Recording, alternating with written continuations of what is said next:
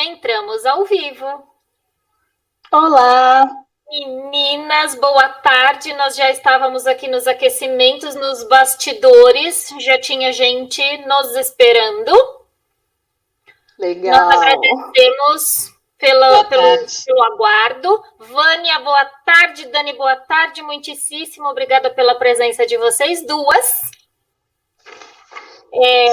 A gente agradece deveras imensamente. Vânia, estreando. Uhul! Milagres acontecendo! Não é? Tiramos você de lá de trás. Da caverna. Tiraram da caverna. As yoginis moram todas nas cavernas, não tem jeito. Vamos trazer para frente, porque é assim que a gente faz. Isso aí. Não é? Então, assim, os meus recadinhos iniciais na estreia da Vânia. Muitíssimo obrigada. Lembrando que Obrigada a vocês. Lembrando que este conteúdo com a Vânia e com a Dani, para eu falar o que preciso e soltar a live para vocês, tudo isso estará lá dentro do Imersão Covida, que está sendo esse coletivo bastante acolhedor de vários instrutores e professores de yoga. Para essa edição, são mais de 55 profissionais, juntando com os mais de 30 profissionais da primeira edição.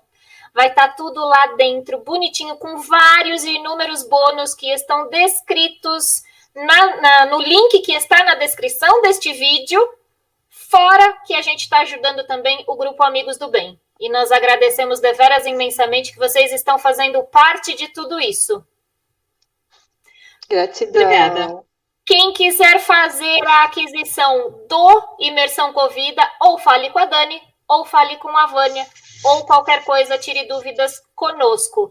De qualquer forma, soltando e liberando a live para vocês, ainda nos agradecimentos do Mais Yoga e do Universo Yoga, aí eu já entro com a questão assim. Meninas, o que é esse raio de voz das yoginis? Quem é Kali para as yoginis? E como trazer essa voz aí para todos? Quanta coisa! Quanta coisa! Solto vocês, porque eu sei que vocês vão dar conta. Eu volto daqui a pouco. Falou! Obrigada. Beijo! Então, o que é essa voz das yoginis, Van? Essa voz das yoginis somos nós, que estamos aqui nesse bate-papo, né? Eu, a Dani. Essa voz são todas as professoras, todos aqueles que se dedicam a difundir uma tradição. Eu dou aula há um tempo e me considero dessa tradição que eu chamo de tradição Shakta, né? Das deusas, das energias femininas, né? E essa voz, ela também resgata, na verdade, esse termo, a voz das yoginis, ela se refere a um trabalho que é um trabalho que foi desenvolvido por mim, por um companheiro, que é o Alexandre Vieira. Nós trabalhamos desde o ano de 2004, foi a primeira vivência que a gente teve com mitologia e yoga. Eu tinha ainda uma escola de yoga em São Paulo, e isso foi tomando um corpo maior, e a gente chama a voz das yoginis esse resgate dessa tradição que tenta esclarecer e trazer para todo o conhecimento do yoga como um todo, porque eu sou professora de yoga, a Dani e tantas outras, não só o nome dos mestres, mas também das mestras que perpetuaram essa tradição. Então, é muito necessário, né? Exatamente. E a gente chama isso do culto das yoginis. O nome é o nome formal, né, dessa tradição, se chama o culto das yoginis. E queremos aqui, eu e a Dani, falar de alguns nomes dessas mestras, né? Dar um breve relato sobre elas. Sim. E falar sobre a representante, né, mitológica, a imagem que mais traz essa força das yoginis, que é Kali. Kali. Eu acho muito importante a gente trazer mesmo à tona, mais do que nunca, porque não existem livros. É muito raro um livro sobre uma mulher desperta, né? Sobre uma yogini de verdade. Existem várias praticantes de yoga, mas quem alcançou mesmo essa iluminação? Quem são essas mulheres, né? Como eu costumo brincar com uma outra colega, quem são essas mulheres, onde vivem, onde moram hoje, aqui, né? Elas estão aqui presentes, elas sempre existiram, mas estavam sempre encobertas pelo patriarcado, né? Que hoje a gente vai honrar. Eu honro muito a minha mestra, eu quero muito falar sobre ela, eu acho que é um dever nosso falar sobre essas mulheres despertas. Então, hoje aqui, a nossa voz é a voz de todas as mulheres, todas as despertas e as que estão em busca também desse despertar, né? Exatamente. E o símbolo maior, Kali. De símbolo maior, Kali. E essa tradição das yoginis, né, ela sempre existiu. Teve uma época que ela ganhou um corpo maior, e a gente conversa nos eventos que é importante datar, porque às vezes a gente fala, mas foi em torno de tal período. Mas precisar uma data é importante também, porque essa coisa muito subjetiva de que data foi, dá vazão para fortalecer até mesmo o contrário dessa intenção.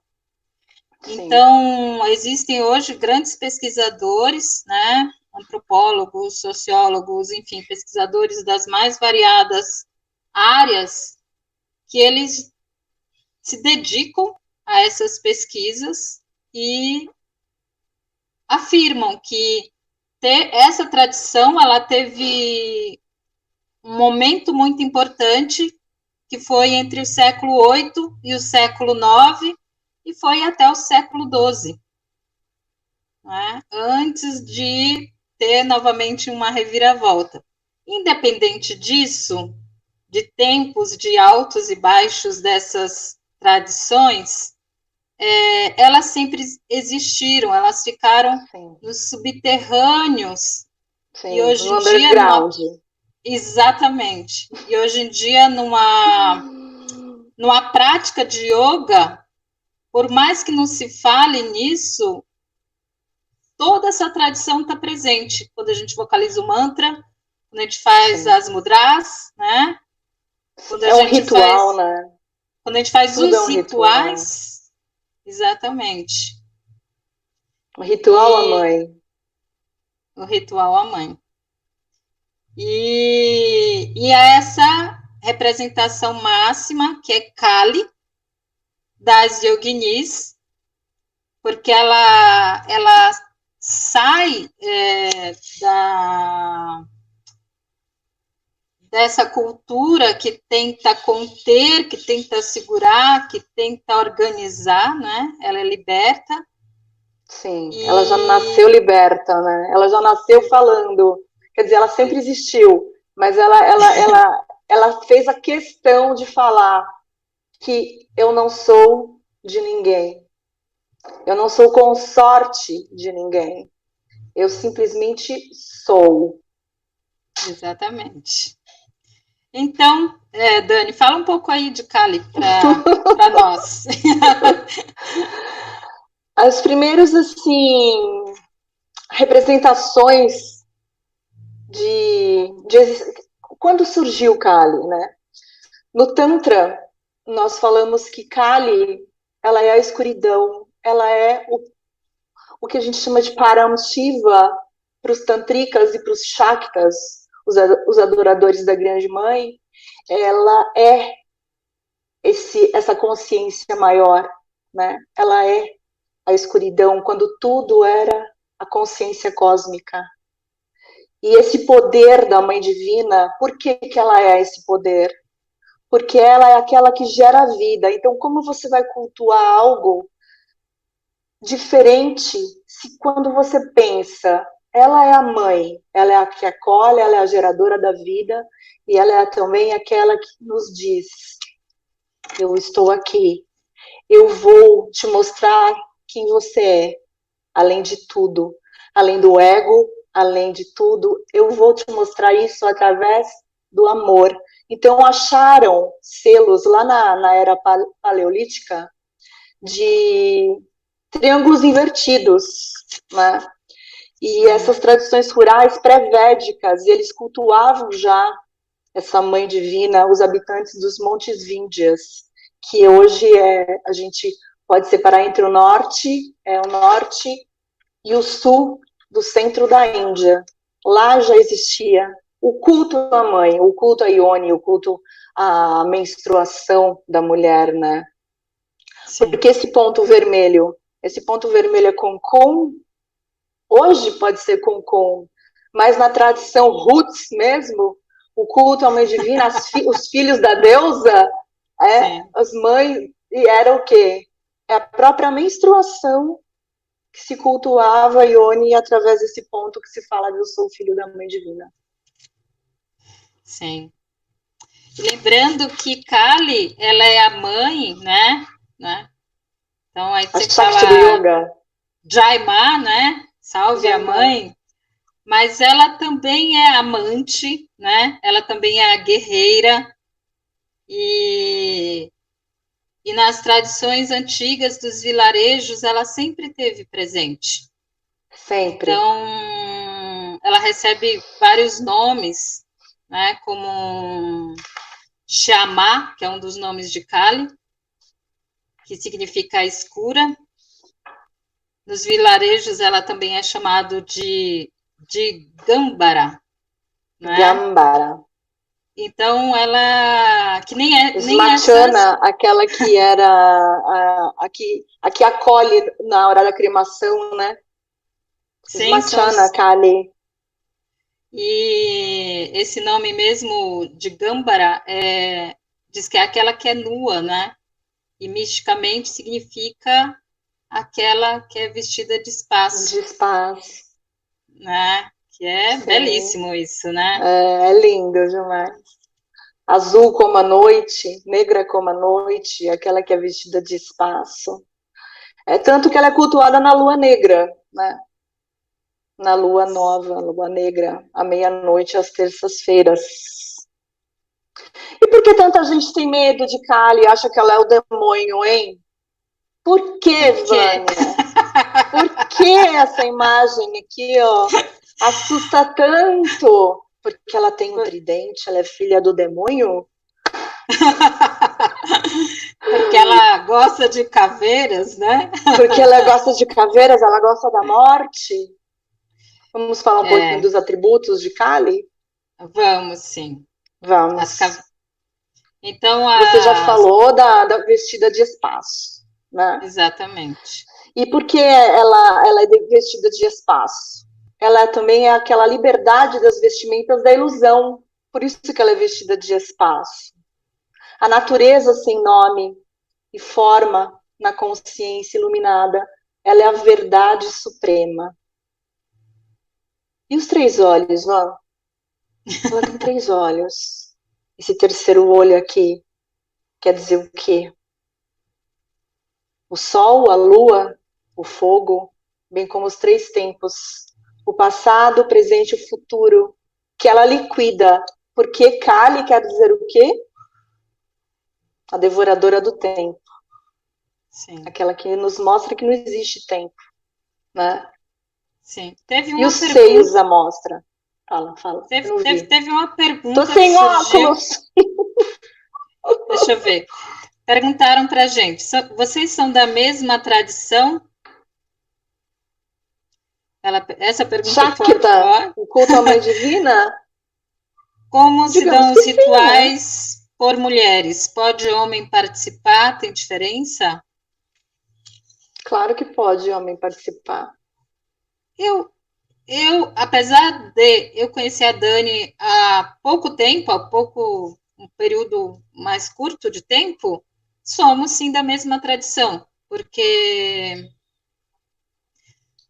cada uma no seu espaço, sem se conhecer, a gente sempre teve essa intenção de trazer essa voz, essa informação, né, e essa conexão Sim, com as mestras do yoga, né, com essa linhagem sim. das yoginis. Então, sim, pode o homem participar? Obviamente que sim, que não tem uma... Não é clube da Luluzinha, não.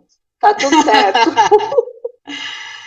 Inclusive, quando essa tradição das yoginis apareceu com um vulto maior, foram os próprios homens que disseram que, de alguma forma, em alguma época, digamos assim, né, no patriarcado, eles abriram essa possibilidade e isso teve um crescimento. Né? Então, foi com essa união. Nunca foi numa intenção de separação, sempre foi numa Não, intenção de harmonia entre essas tradições. Né? porque a mãe abraça, né? A mãe abraça todos. Não existe não quando existe mãe. Exatamente. Exatamente.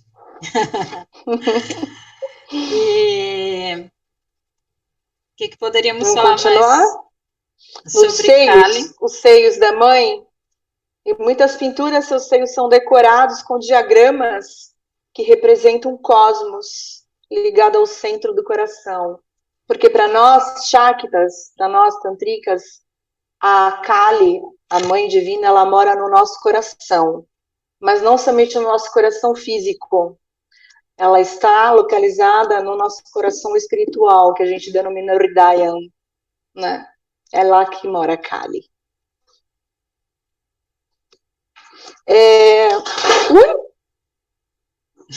Ela está presente, gente. Nada aqui é por acaso. Existe o caos no meio.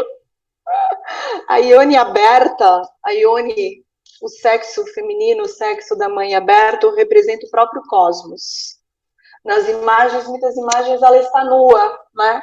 E algumas vezes ela tem também aquela saia de braços cortados.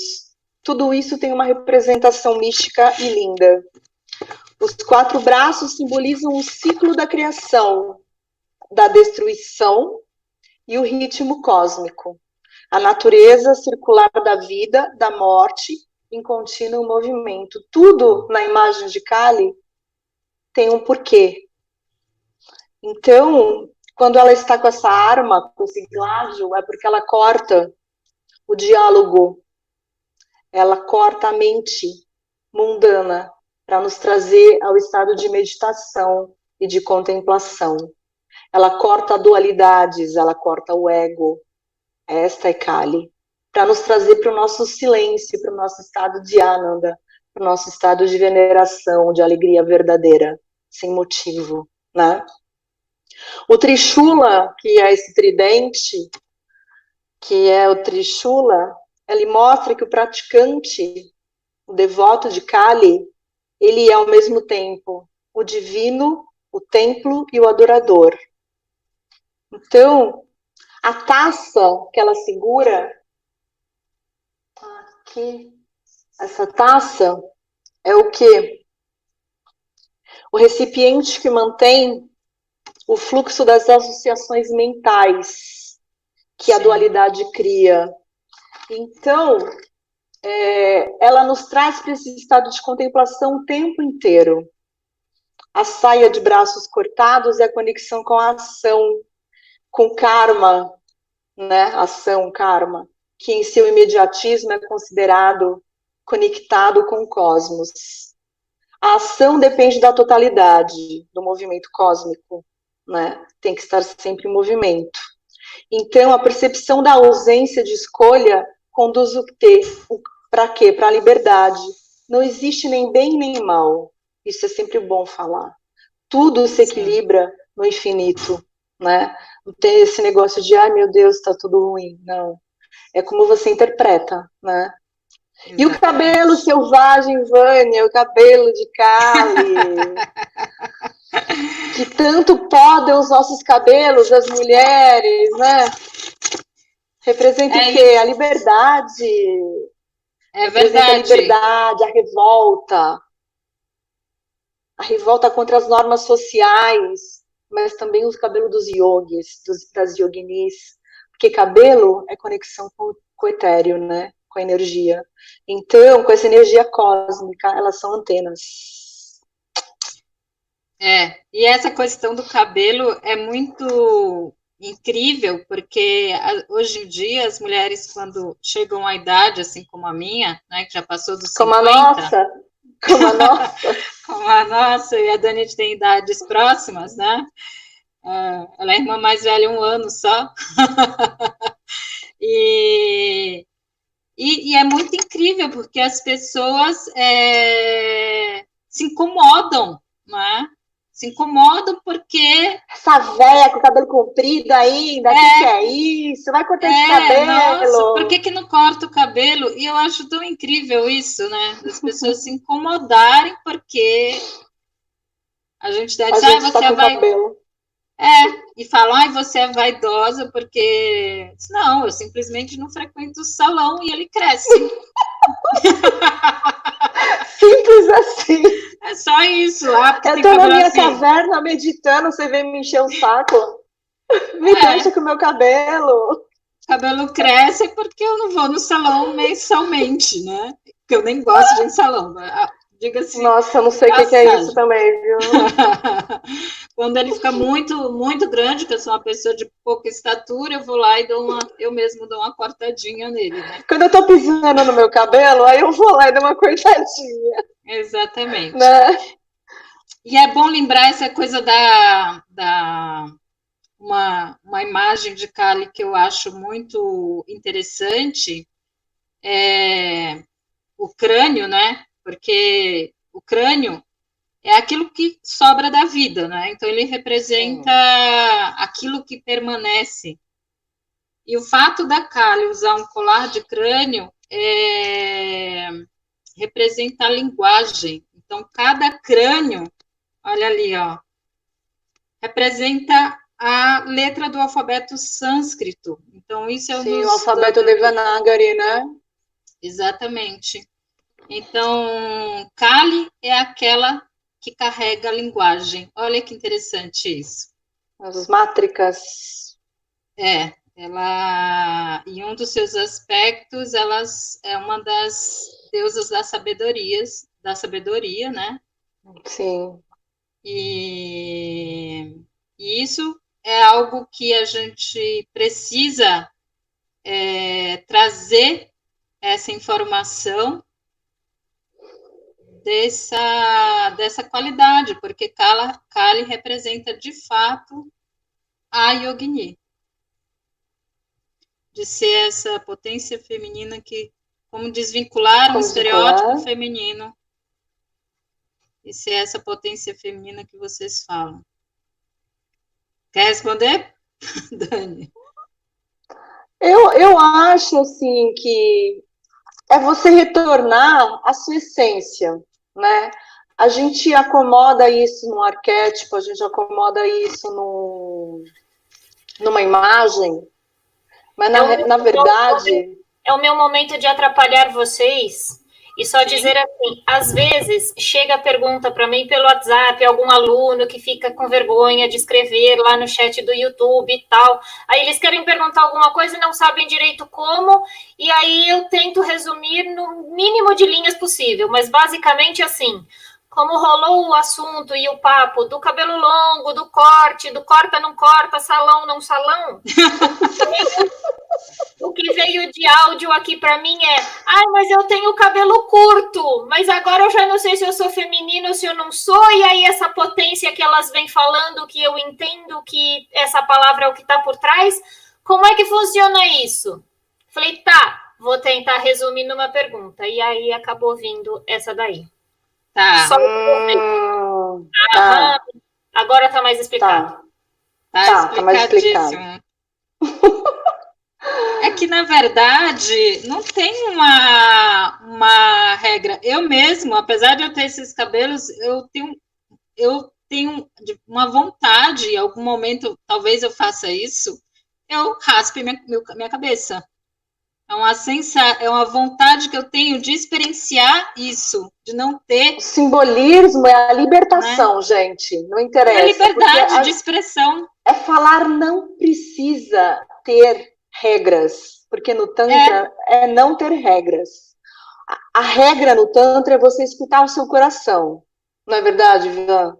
Sim. Tanto que podaram a mulher, que tiveram que colocar ela numa caixinha, a gente está falando aqui, eu quero ser do jeito que eu quero.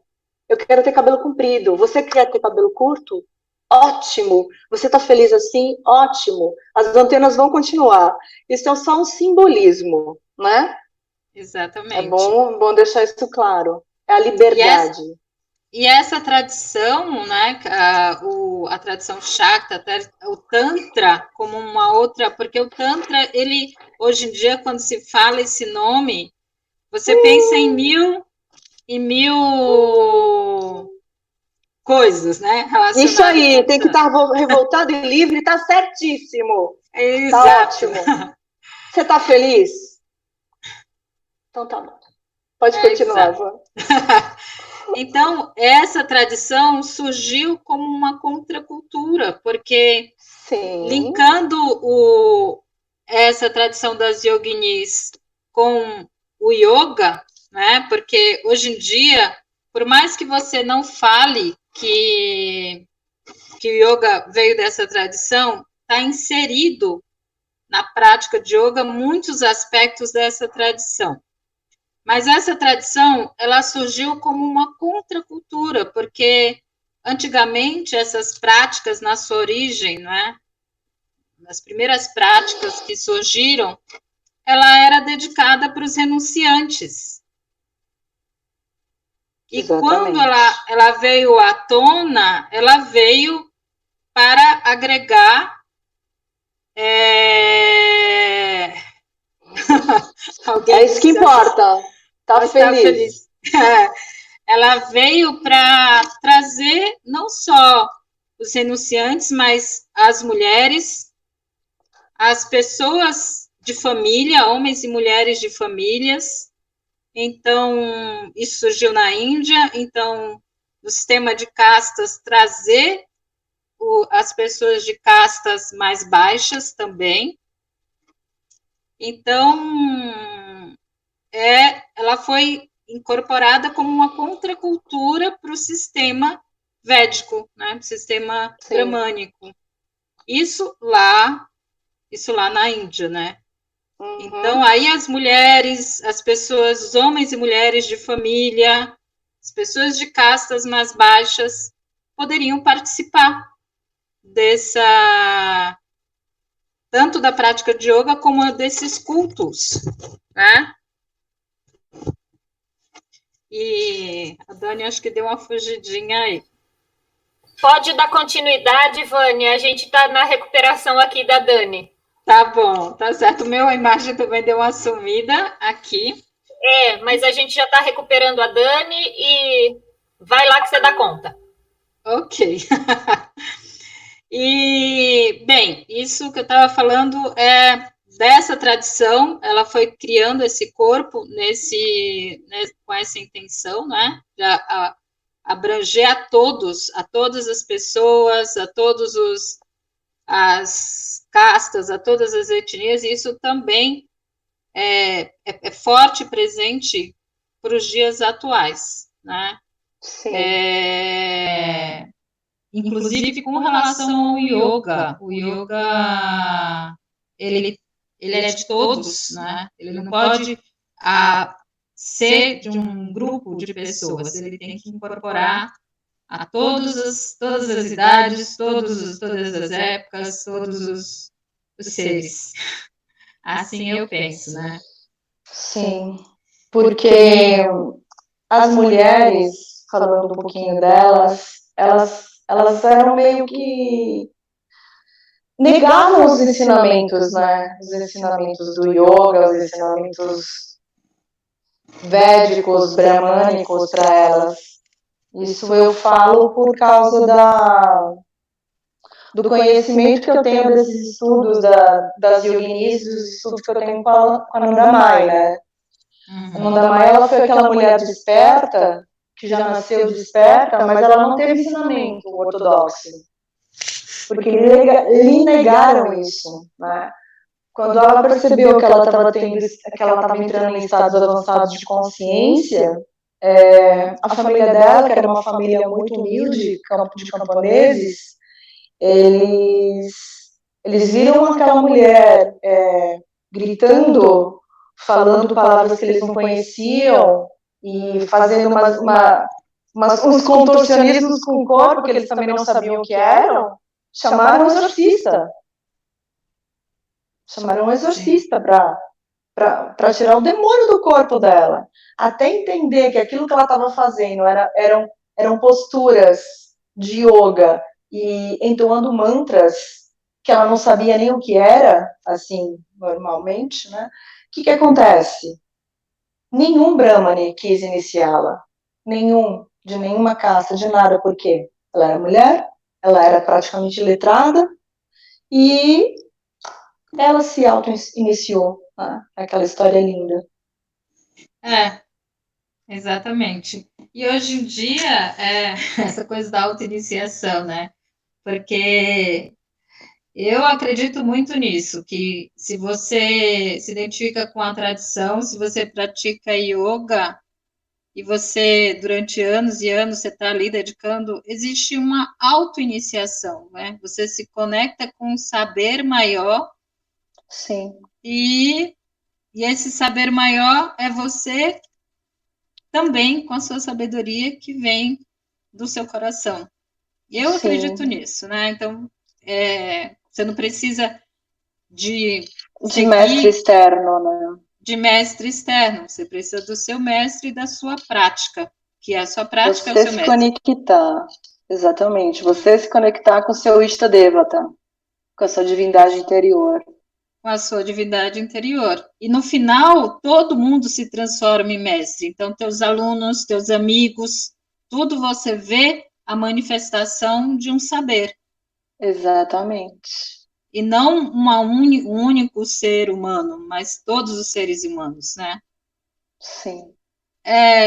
Eu acho que alguém perguntou sobre essa questão da magia em relação ao Tantra, né? Simbolismo da magia. O ritual. Falar em Tantra é falar de ritual, é falar de conexão, é falar de espiritualidade. Não tem como negar. Tudo que se estuda, tudo que você pratica dentro do yoga tântrico, do yoga shakta, né? Esse que a gente pratica, é uma conexão, é um ritual, é essa espiritualidade. E se Tantra é magia, tá tudo ligado, não tem como. Não tem como. Qualquer ritual, você vai se conectar com a sua espiritualidade, você vai se conectar com o seu Ishta Devata, o seu Deus interior. E aí sim você vai fazer isso exteriormente, através das pujas, né? Através da reverência, através do Bhakti Yoga. Tudo uma coisa só. Fala, Van.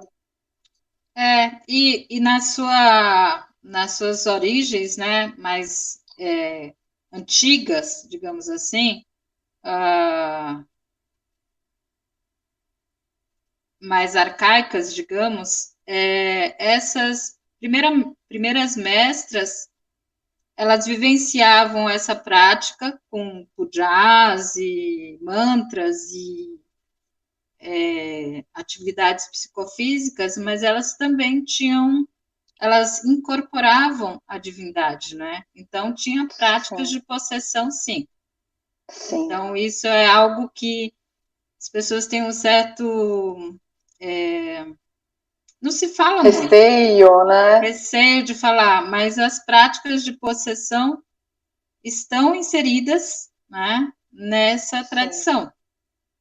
Porque elas recebiam a Shakti. Elas recebiam a mãe, elas recebiam a Shakti. Como força primordial. E eu tenho aqui até alguns dos... Onde que eu pus? Alguns dos CIDs. Eu falando de Ananda Maimá, né? Essa mãe impregnada de êxtase, ela, quando entrava nesses estados alterados de consciência, ela tinha várias alterações. Uma delas, o rosto dela se iluminava tanto que cegava a todos que estavam na sala. O corpo dela ficava tão quente que, através do olhar dela, ela já entregava as dikshas. As pessoas entravam em estados alterados de consciência. Ela passou anos imobilizada, sem comer, sem falar, simplesmente em êxtase profunda. Ela passou 5 anos, 6 anos. Os deuses e as deusas incorporavam em seu corpo. E nesses momentos pediram a ela para fazer uma puja Kali, né? Tinha chegado uma imagem muito bonita dela, de Kali, no ashram. E tinha prática de possessão, sim, tinha. E ela ficou muito incomodada com isso, porque, como a gente já falou, ela não teve estudo ortodoxo sobre como fazer uma puja, quais os elementos perfeitos, em que ordem fazer tudo isso. Ela, não, eu não tenho estudo, né? Ela, na humildade, falou que não. Aí, mas os devotos pediram tanto para ela fazer essa puja, que ela fez. Só que ela fez, ela já não era mais ela. Ela já estava incorporada em Kali.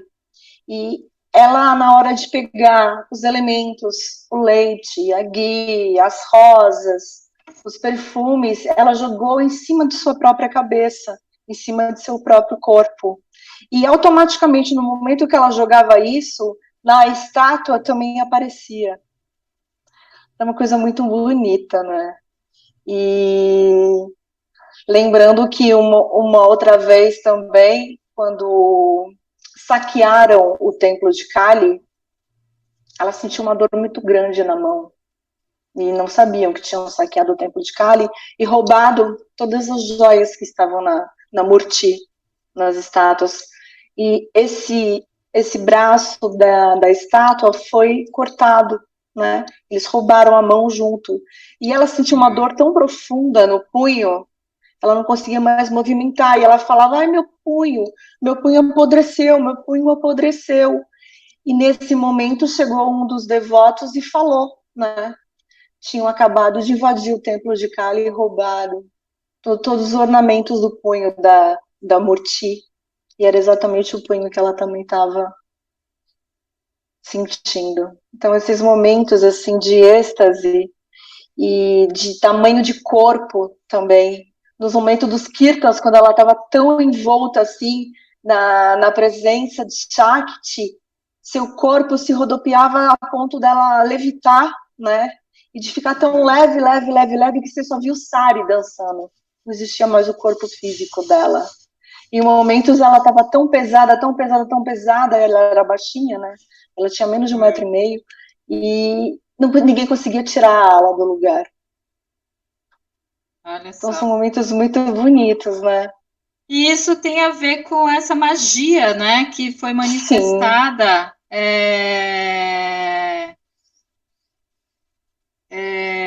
São manifestadas nessa como um histórico, porque quando a gente fala sobre a voz das yoginis, a gente quer trazer o conhecimento dessas mestras, como toda essa informação que foi dada a respeito de Ananda Maimá, mas tiveram tantas outras mestras. Fala de Lopamudra.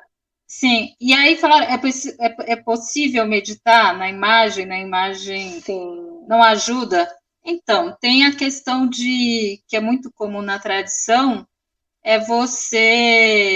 os peregrinos, os devotos, né, eles vão até um templo, até um lugar, como seria isso de meditar na imagem? A gente diz que quando a gente...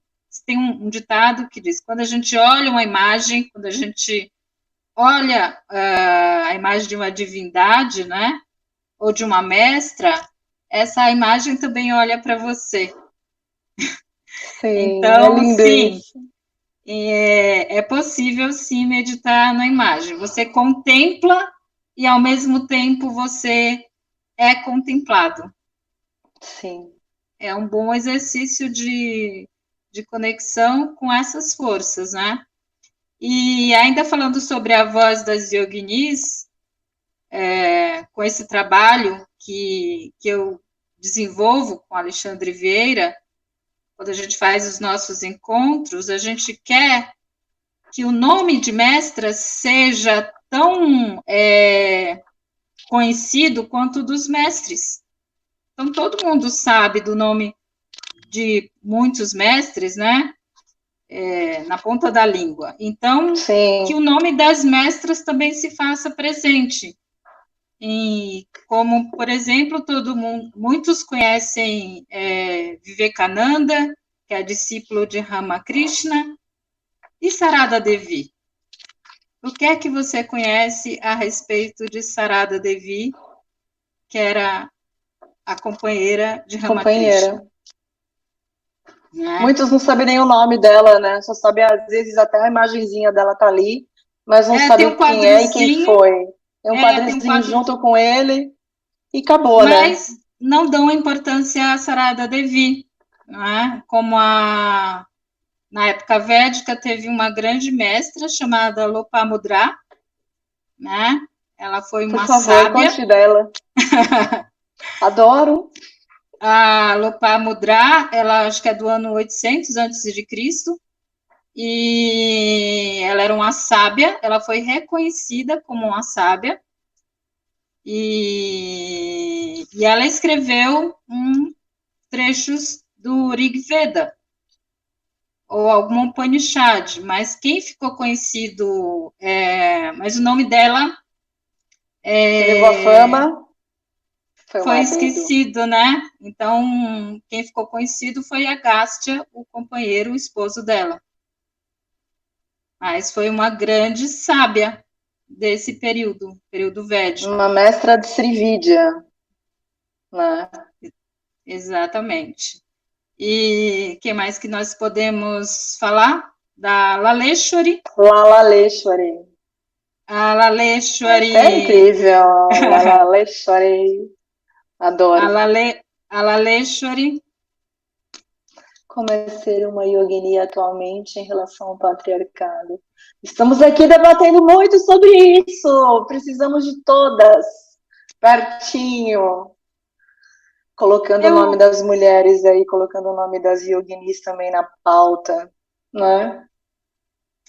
Eu acho que ser uma yogini com relação ao patriarcado é não negar, fazer essa união dessas forças, né? Porque a gente não quer negar o lado masculino, a gente quer unir essas forças, né? E ser você, ser quem você é, fazer o seu trabalho, né? Ter esse estado essa busca, porque quando essas tradições começaram, a busca era sempre de uma transformação interna, né? E através dessa transformação interna, a gente poderia expandir isso para o coletivo. Então, que linka com yoga. Então, toda a nossa busca vem dessa transformação interna que a partir de nós, a gente possa expandir isso para o coletivo. Com vocês a ideia de que caminhamos para uma era com predominância da essência feminina, não da mulher. A Shakti, eu não gosto de falar que a Shakti é uma energia feminina, eu gosto de falar em polaridades. E lembrar que temos dentro do nosso corpo essas duas polaridades, né? Essas duas essências, tanto da consciência cósmica e divina, quanto desse poder, dessa energia que é a Shakti, né? Então, eu acho que todos nós temos essa força, essa essência que, digamos, feminina, mas que, na realidade, é uma potência, né? É uma eletricidade, é aquilo que gera mesmo a energia, né? Gera vida nesse mundo e em todos os planos. Eu vejo assim. E a Shakti, na verdade, ela é a energia primordial, não? Então, sim, ela independe. E eu gosto muito daquela imagem de Shiva, né? Andrógeno. Sim, a Dhaneshwari. A Dhaneshwari. Então, eu tenho... quais são os maiores desafios? Bem, eu, juntamente com esse meu companheiro, Alexandre Vieira, a gente faz... como eu posso falar, o meu ativismo, digamos assim, é falar sobre essas yoginis, contar as histórias dela e trazer esse equilíbrio, né, dessas forças, não ser só gurus homens, mas sim tiveram muitas mestras mulheres, né, e que iniciaram homens, inclusive. Então, esse é o meu ativismo, um ativismo de fazer com que essas vozes sejam ouvidas e seja colocada nas formações. Quando se fala de um guru, fale também das mulheres que foram gurus, né? E a gente fez uma promessa aqui, eu e a Vânia, que nas próximas formações nós iremos, assim, manter, tipo, um tema muito forte aqui, a história das yoginis. Tanto nas minhas formações, quanto nas outras possíveis de nossos amigos, vamos sempre falar dessas mulheres, vamos mostrar para todos quem elas são. Aí, pode falar. Fala, então, Aline. Então, eu já vou entrar com uma fala que é a seguinte. Há uns anos atrás, em conversa com o André, até da produção, assim, certeira, de uma coisa mais visível e mais palpável, que era a linha do tempo do yoga, quando ele foi traçar essa narrativa, esse trabalho, e ele começou a fazer uma engenharia reversa, a partir dos contemporâneos dele, e aí vocês estão nessa lista. Quando ele foi percebendo que existia, agora, e estou falando de contemporaneidade, muito mais, obviamente, instrutoras de yoga e com trabalhos extremamente relevantes, aí ele foi voltando no tempo, e um que tinha feito uma pergunta aqui, o Idílio, provavelmente ele ainda esteja aqui acompanhando a gente. André foi fazendo paralelamente a linha do tempo do yoga só de mulheres. Eu lembro de um vídeo que ele fez. Exatamente. Sim. Isso foi em 2016 ou 2017. Eu preciso lembrar. Enfim, mas esse vídeo ainda está na nossa página no Facebook. E no momento do vídeo foi feito um chamamento. Escuta, gente, preciso da ajuda de vocês. Tragam os trabalhos de vocês relevantes para que a gente possa fazer dessa linha do tempo uma coisa recheada de informação. Então, essa linha do tempo está disponível lá dentro do site dele, mas existe esse trabalho paralelo fazendo o reforço de tudo isso. Então, tudo que vocês estão falando aí, assim que, inclusive, vocês tiverem acesso a esse trabalho do André, vocês verão o quanto de pessoas estão sendo esquecidas. E isso é muito triste. A partir de hoje, não mais. Jamais. Já não deveriam ter sido esquecidas. Não. Toda vez que André pergunta, e essa é uma narrativa dele, e eu posso reproduzir, ele me permitiu, que ele pergunta dentro dos cursos, das aulas, das vivências deles, me falem nomes relevantes dentro do yoga, e ele não fala masculino ou feminino, ele diz, me digam nomes relevantes dentro do yoga. As pessoas, assim, imediatamente fazem referência a 4, 5 pessoas, mas são todos homens. Sim. Exatamente. Yogananda, Iyengar, papapá, papapá, e cara. E aí ele vem com a voz dele e fala de 5 mulheres que são referências. Aí as pessoas olham assim para a cara do André, assustadas. Ai, eu tinha esquecido. Como assim tinha esquecido? Não pode. Não pode. Então, não esse pode. resgate todo já tem um tempão que o André está fazendo. Coisa boa saber. Ele já pediu ajuda, estou reforçando então aqui para gerar conteúdo e ser história. Vocês gostarão de ver isso. Quem já teve curiosidade, Linha do Tempo do Yoga está lá no www.andrederose.com. Mas vocês, como vozes ativas de tudo isso, pessoas, e nem vou me referir a gêneros, não deixem esse movimento cair. Não vamos. Eu só precisava fazer essa entrada agora. Eu vou deixar vocês mais 5 minutos, porque a gente só tem mais 8. E aí já eu volto. Tá bom. Tá. Eu gostaria de falar também, porque o Tantra é uma palavra tão falada, né? E as pessoas não conhecem o nome de Keyuravati, né?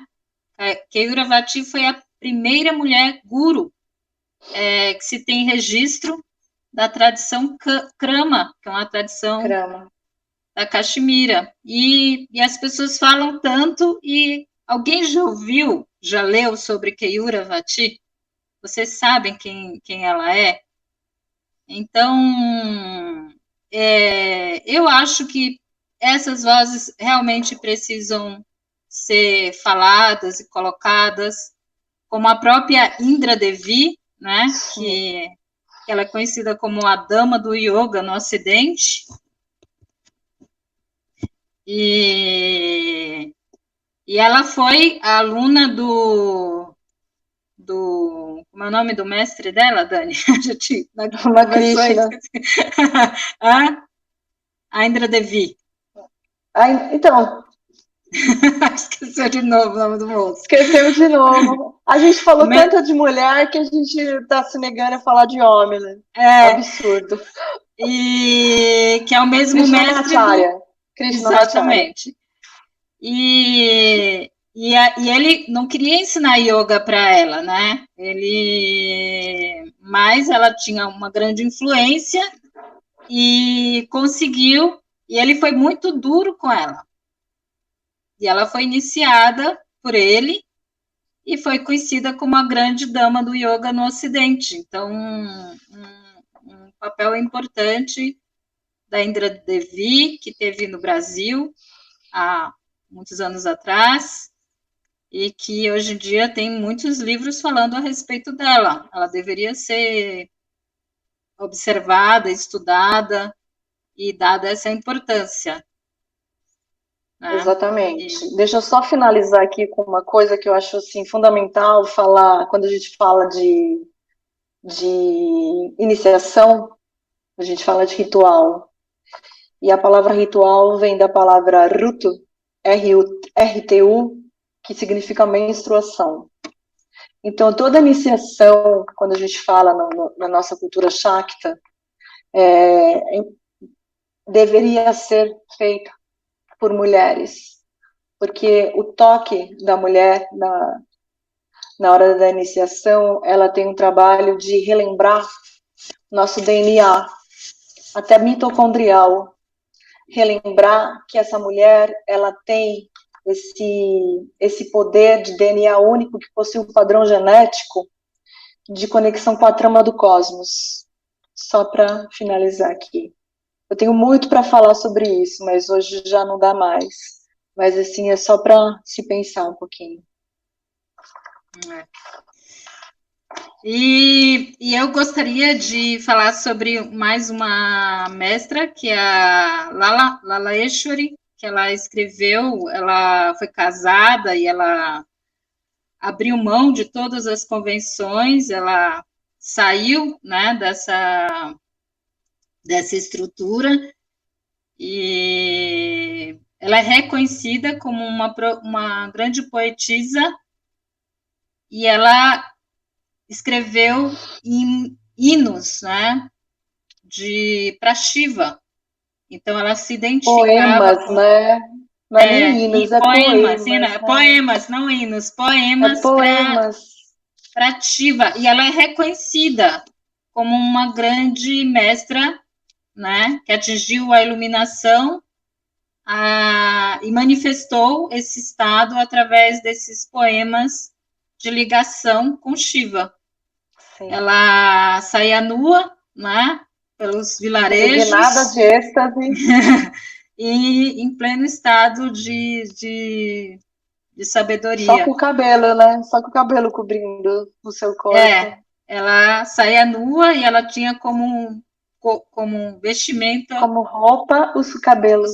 Os cabelos longos. E agora, na próxima semana, eu vou dar como continuação dessa Voz das Yoginis, um evento só falando sobre Laleshwari. Não percam, é muito lindo. Porque são maravilhosas as poesias dela. São maravilhosas mesmo. A Aline voltou novamente. Eu só entro, o meu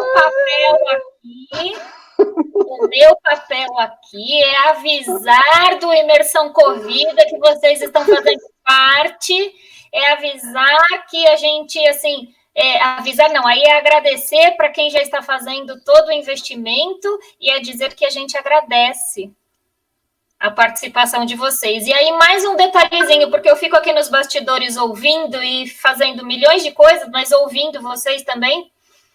Uma curiosidade a respeito da Indra Devi. Talvez vocês saibam, mas quem não sabe que está nos ouvindo, na década de 90, André, confirma para mim? 80. Na década de 80, André ainda era novinho, tinha cabelo. Quando ela veio aqui no Brasil, ela teve contato com o trabalho do André também já na época e tal, e inclusive ela queria morar com o André. Eu sei dessa história. Pois é, bastidores do yoga, ela queria sair. Fofoca. Não é? Fofoca.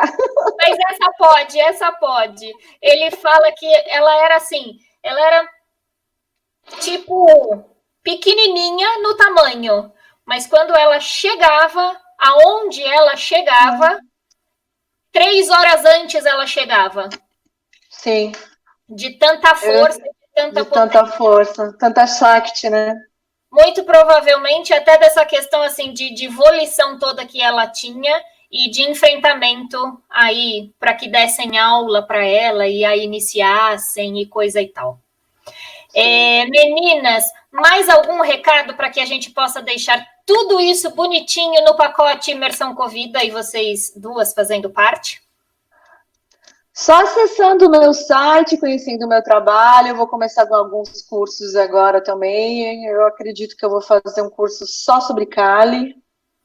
Eu sinto que precisamos falar só sobre ela e depois outros mais de formação online, fora as aulas normais. Deixei todos os contatos de vocês sendo passados aqui embaixo. Certinho. De qualquer forma, em todas as nossas divulgações, os contatos de vocês também estão linkados.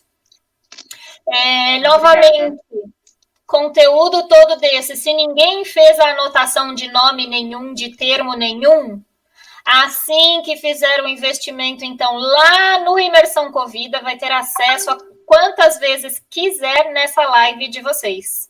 Porque tem informação e daria e renderia mais umas 3 horas de conteúdo.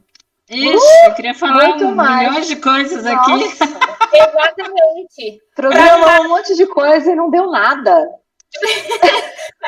Cadê a lista? Cadê a lista? Quando vocês me mandaram, eu falei, ixi, será que vai caber? Você já sabia, né? Eu nem acho deu. Eu queria avisar que eu tenho uma página pessoal, na verdade eu dou aula de yoga na minha casa, né, em São Paulo. Eu não tenho um espaço, é a minha casa, eu brinco que é meu ashram, né? Sim. Mas é mesmo. E tenho divulgado isso, enfim, nesse período tenho dado as aulas online, que digo agora que eu estou super, né, sapiente nesse aspecto, e tenho 2 páginas, tanto no Instagram quanto com esse meu companheiro de trabalho, que é o Alexandre Vieira, um chamado Yoga e Mitologia, tanto no Instagram, e temos agora uma nova página chamada A Voz das Yoginis, onde vamos divulgar só imagens e cursos e informações sobre essas mestras. Né? E, só para não me deixar mentir sozinha, porque a gente tem cúmplice. Idílio está aqui, e o que ele escreveu aqui, E eu fui buscar, enquanto eu estava aqui nos bastidores, foi em 2017, quando o André foi para Brasília, e ele fez o reforço. Então, ele já estava atrás dessa construção de trazer as mulheres do yoga desde 2015. Coisa boa. E aí, com essa coisa de construir mesmo uma linha do tempo, né? E com essa coisa de travar contato com outras culturas, tradições, linhas, quando ele foi também lá para Brasília, Idílio está aqui assistindo vocês e lembra bem disso. Eu também vou colocar lá no Telegram, vai ficar depois registrado para o Imersão Covida, o link do vídeo do André falando a respeito desse trabalho. Ótimo, legal. Também. Então, vocês 3 ou 4 com o Alexandre junto, tem muito o que conversar a respeito disso. Ótimo, legal. Com certeza. Queridas, muitíssimo obrigada. Beijo, amor. Termino, porque faço das palavras dela também as minhas. Obrigada. A gente agradece. Muito obrigada. Deveras imensamente. E cadê vocês? Não travaram. Tô aqui. Estavam tão estáticos, eu falei, travaram, me deixaram sozinha. Não, nós estamos contemplando. Estamos contemplando, então tá bom. Com cara de paisagem, a gente termina. Pronto, já deram o clique. Beijo, muito tchau. Obrigada. Beijo. Beijo para todos. Universo Yoga, obrigada. Mais Yoga, obrigada. Imersão Covida, acessem o link e vejam tudo que vocês têm lá disponível, inclusive de bônus e a ajuda ao Amigos do Bem. Meninas, obrigada por fazerem parte desse movimento. Obrigada. Tchau, tchau. Beijo.